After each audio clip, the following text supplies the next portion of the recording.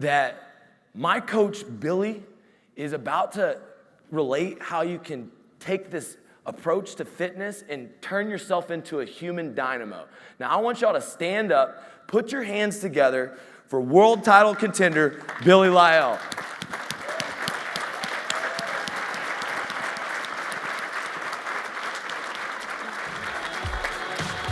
I'll work the flipping. Guys, thank you so much for being here. I'm really excited to kind of share my story with everybody in the room, and excited to share, a really special program Lee and I developed for everybody in here. So again, I'm Billy Lyle, a former professional boxer. I fought all over the world. I fought for a world title, I'm Lee's boxing coach. So Lee comes in the gym all the time. I own a gym in Naples, Florida. So I'll start off with, how I got into boxing. When I was young, I did different sports. I played baseball and I played basketball, and, I was okay at it. I was a mediocre athlete, but I felt average. I didn't feel special. I don't think that anybody wants to just be average at what they're doing. I wasn't the best on the team, and I was more concerned with how I did, and it wasn't for me. So my dad said, boy, son, if you're gonna have that attitude, it sounds like you need to do an individual sport. I said, all right, great, I want to play tennis. Take me to the tennis court. I'd love to learn how to play tennis. So I remember he took me for a tennis lesson. I went. I was hitting the tennis balls. It was good. I really enjoyed it. I loved it. I get done with my tennis practice. I'm like, oh, great. I'm going to be like Andre Agassi. I'm going to play tennis. This is awesome. Car ride home, he says, son, he goes, that lesson was like $30. He said, you're going to have to find yourself a different sport. So that brought me to the boxing gym. So I was about 11 years old when I walked in the boxing gym. And as soon as I walked in the place, I knew that something was a little bit different. I would see people and they were working so hard and they were sweating and pushing themselves, but they kept going. Or I would see someone that was completely out of breath where most people would say, hey, stop, take a rest, and they kept pushing themselves. I would see somebody in the ring and they were bloody, but they kept going further. And I said, wow, I want a piece of this. I want to get involved. This is something different. This is something that I can relate to. And I found out from a really, really early age that you can get a long way in the sport of boxing without being the most talented person in the world. If you look at me here, I'm 5'8", 5'9". I'm not the tallest. I'm not the biggest. I'm not the strongest. But I was able to compete against the top athletes in the world, just because of being in great condition. I would go in the ring when I was a kid, and, a kid might hit me 5 times, but I learned, okay, if I hit him once and he has a bloody nose, he'd quit. Or I would be in the gym and somebody would beat me up for the first round, and the second round would come, and I would get the best of them. So I learned, wow, this is something I can hang my hat on, because if I work really hard, if I live right, then I can go far in this sport. And that was kind of my MO with boxing. I didn't have anybody teaching me. I didn't have any mentors. I wasn't like the shiny object. I wasn't the best athlete. I wasn't the tallest. I wasn't the biggest. I wasn't the fastest. I wasn't the best athlete in the room. So nobody really paid attention to me. They didn't care if I was there or if I wasn't there. But I would just work really hard, and win fights. And this took me all the way to turning professional. I turned professional at 18 years of age. And again, at this time, I didn't have a big manager or a big promoter giving me money a month. I didn't have a dietitian or a personal trainer. Nobody cared about me. I was nobody. I was getting there through hard work. And that was all I knew growing up in Youngstown, Ohio, was work hard, work hard, work hard. That's all we're raised. I didn't know about any of the other, basically, laws of the universe, as far as attention and energy and things like that. So I'm working hard. I'm winning fights, losing fights, and I get an opportunity to fight a guy named Yori Boy Campos. So anybody that's a boxing fan probably heard of Yori Boy Campos. He fought Oscar De La Hoya. He fought Felix Trinidad. He fought Fernando Vargas. He was a world champion. So I'm doing what I always do. I train my tail off to fight this guy. And I'm ready to go. I get in the ring. I fight. And it's just an absolutely grueling fight. I'm hitting this guy. And every time he hit me, pop, pop, pop. He hit me on the same part of my head. I promise you, I thought my head was going to explode. I felt like I could die in the ring. I was giving everything I could in there. And it was a close fight, but I was getting beat up. At the end of the fight, it was a 10-round fight. It was a very, very close decision. I lost, but I was hurt. My head was swollen over shut. I was cut on both eyes. My lip was out. I couldn't swallow food. I was really, really beat up. I was peeing blood for 2 days. I was such a mess after that fight that I wouldn't even go home to see my family. I mean, I did not want my mom, my family to see like that. I literally went in my apartment and stayed there for a week and a half and wouldn't let anybody even look at my face. I was a mess. And this is all I knew was the sport of boxing. So everyone at this time said, listen, you got to give it up. I was 22, 23 years old.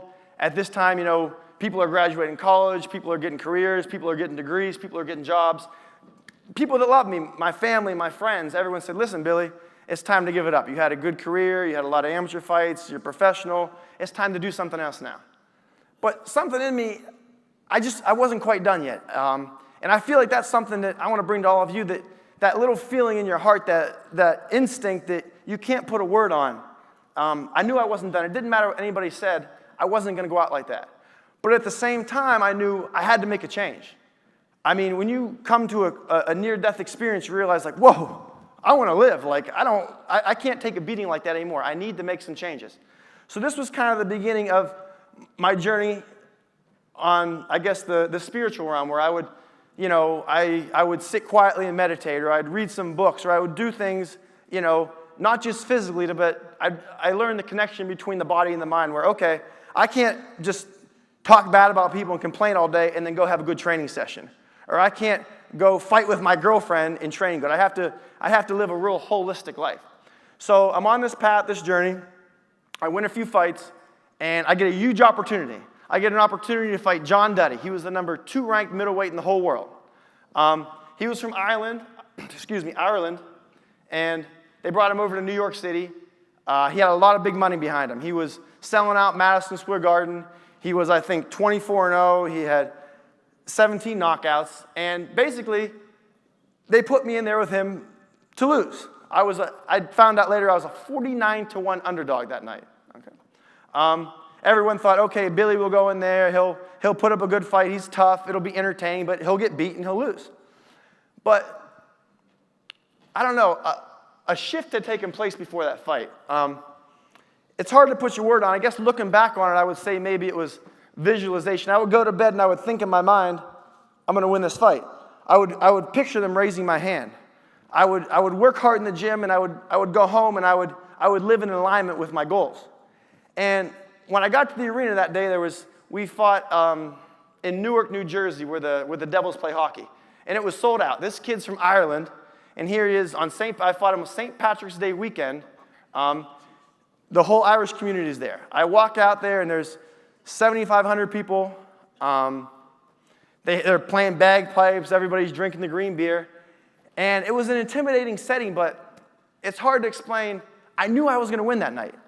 I guess it was a feeling in your stomach. It was a confidence you get, and it's a confidence you can't buy. It doesn't matter if you grow up and you're a rich kid and your parents have money. You can't buy that feeling for $1 million. And at the same time, nobody could take that feeling away from you. When you have it, 100 people could have told me I was going to lose that night. I didn't care. I walked in the ring. I got in the ring. And I beat that guy for 10 rounds, and I beat him to the point where I won, and it was a life-changing experience for me. Thank you. But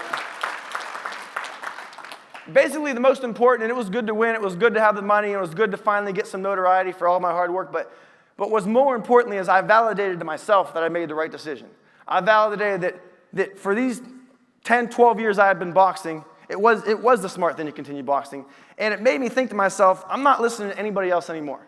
I'm going to follow that little gut instinct in my heart, no matter where that takes me. And it brought me lots of opportunities. I got the opportunity to go to Germany. I fought for the IBF World Championship. I went back and fought for an Intercontinental Championship.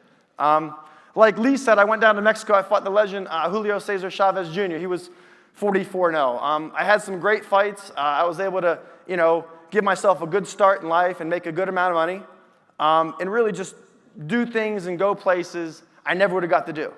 It's not always like a Hallmark movie. I didn't win a world championship. I didn't make $100 million, but that's okay.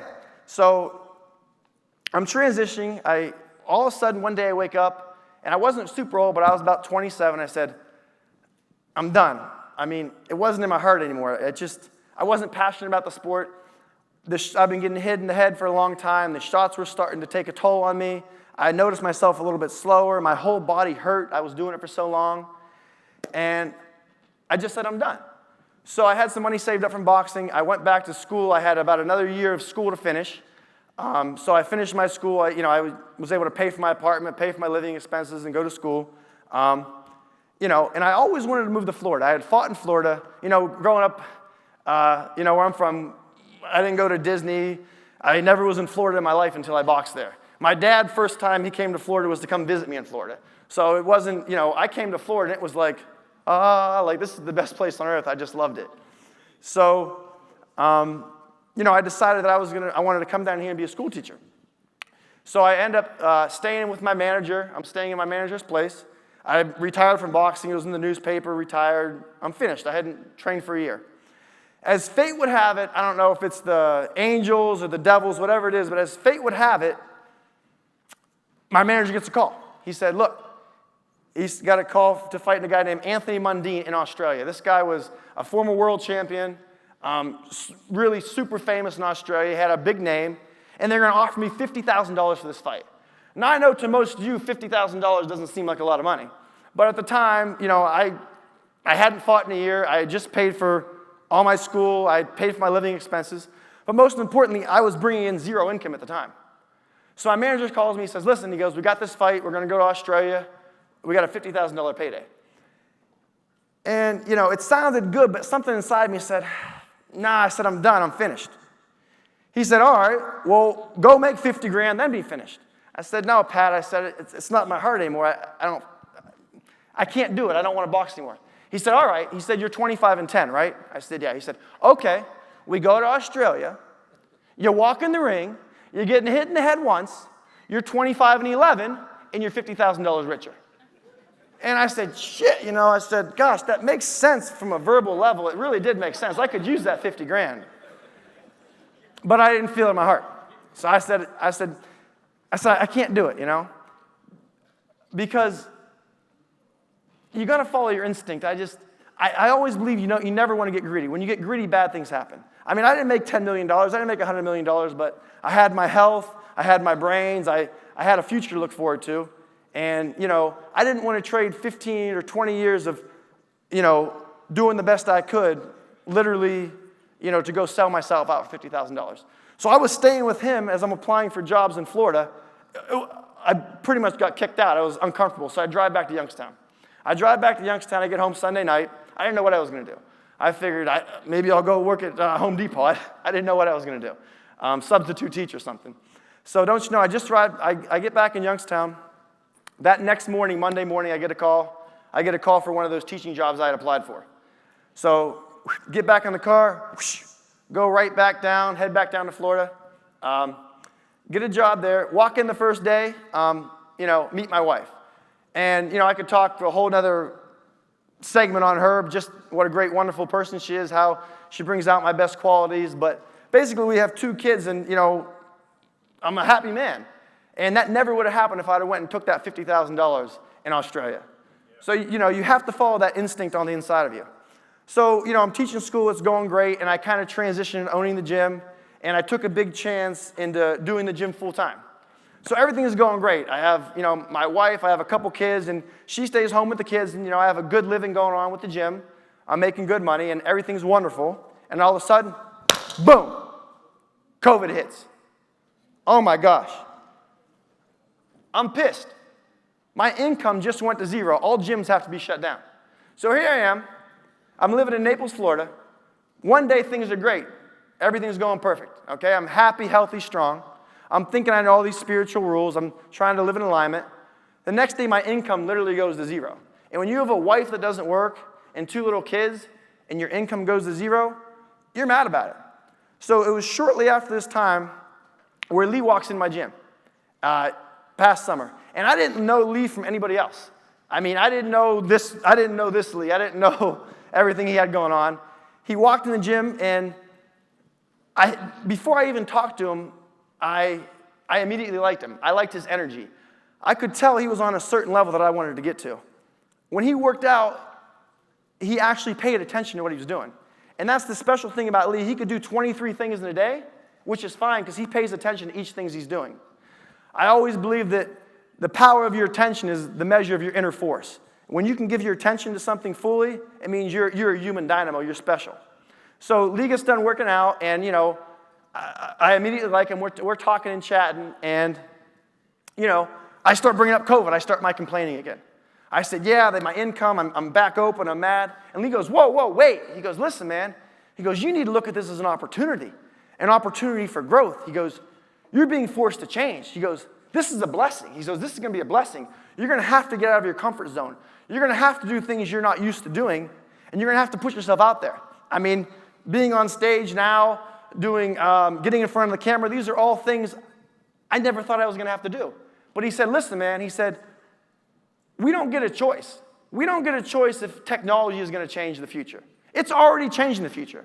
So you're going to stay here, Billy, and you're going to stagnate and die, or you're going to change with the times, and you're going to grow, and you're going to expand your business. And he said, this is going to end up being a blessing for you.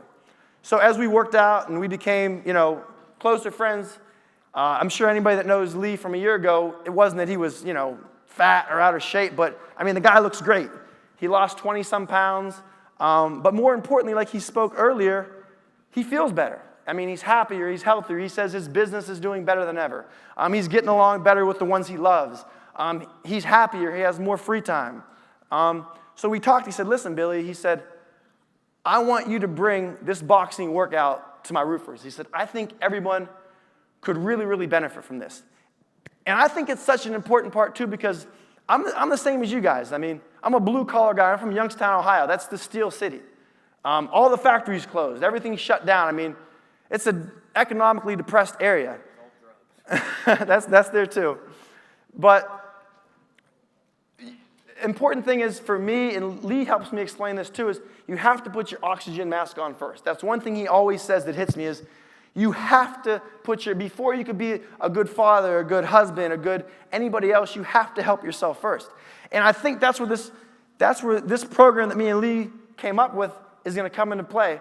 We came up with a 5-day challenge, and the goal is, to make you a better version of yourself. During this 5-day challenge, this is something that Lee did, that Lee paid for everyone in here to get. Anyone that gets the program is going to have access to this 5-day challenge. You just have to download our app in the App Store. But we're going to give you daily live boxing workouts. So these are the same workouts that Lee does every single day that got him in the best shape of his life, that has him to be, the human dynamo that he is. So we're going to have the boxing aspect of it. And you don't have to be a boxer. We use boxing as a vehicle to get you to your goals. So obviously, you might not want to get punched in the face. You might not even care about watching boxing. You might never have watched boxing in your life. That's fine, because what's special about a boxing workout is, number one, you get in the best shape of your life. Anybody that watches boxing on TV or sees a boxer, you can lift weights and get kind of big, and you can run and get cardio. But when you do boxing, it's everything. You're going to be completely shredded, ripped up. Any great boxer is just in tremendous shape, and Lee's a testament to that. But also what's important about the boxing workout is it's fun. So if I'm just on a treadmill or doing the same thing every day, I'm probably going to get pretty bored with that. But if you're doing a boxing workout, you're learning. So even if you're not going to be a world champion or you never want to get hit in the face, if I'm working really, really hard, but my attention's on something else, my attention's on learning things, it's not going to seem as hard to me. Another great aspect of it is it's really for anybody. At my boxing gym, we have people that are 80 years old that box, and we have kids that are 15 years old, so anybody can do this boxing workout. Not only are we going to provide this 5 boxing workouts, but we're also going to have daily challenges. So these daily challenges are things that I learned experientially through my 17 years of boxing. Like I said, it was more than just working hard. It was learning about the most important subject in the world, which is yourself. So learning what makes you tick, learning to be comfortable getting uncomfortable. So you get in a situation and you're uncomfortable, but you realize, okay, I'm going to be okay. I've been here before. We never know what's going to happen in life. We never know what roadblock's going to come.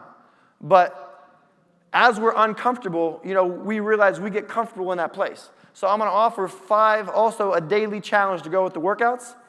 And most importantly, probably we're going to have accountability meetings every night. So every night you can jump on the call with us. You can say, hey, here's what we did great. Here's something I got to work on more for tomorrow. So really, this 5-day program, it's really, really special. I know in my heart, in my core, that if anybody does this 5-day challenge that Lee has gone ahead and got for everybody, it's going to change you. I'm not saying that you could just do the challenge and not do anything else, but you're going to learn something about yourself you didn't know before. And you're going to learn some principles and some laws that you weren't familiar with. And you might not always follow those things. I don't always do everything perfect, but you'll know what it is, and you'll know if you follow those principles that you will be successful. At this point in my life, I don't worry about failing at things. It doesn't even cross my mind.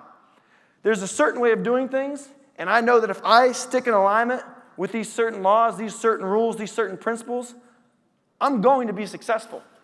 I could worry about a million things going on the outside, or I could just worry about one thing, and that's being the best version of myself.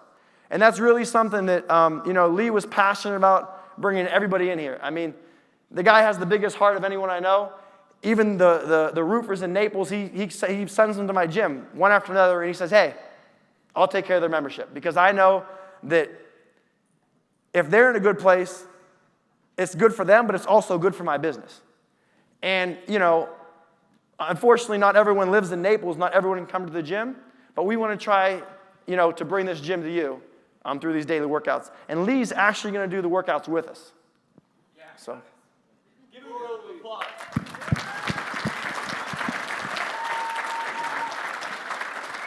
Guys, I want to invite you to this life-changing opportunity. So everybody take out your phones. I want to say download the Sweet Science Boxing and Fitness app. You can download it right now on your phone. We're going to be doing a Facebook group just for the boxing workouts, and we're going to be dropping a Zoom call, and everybody that's here at this event is going to get access to those Zoom calls. So give that a round of applause. I'm going to do the workouts with you. All right, guys.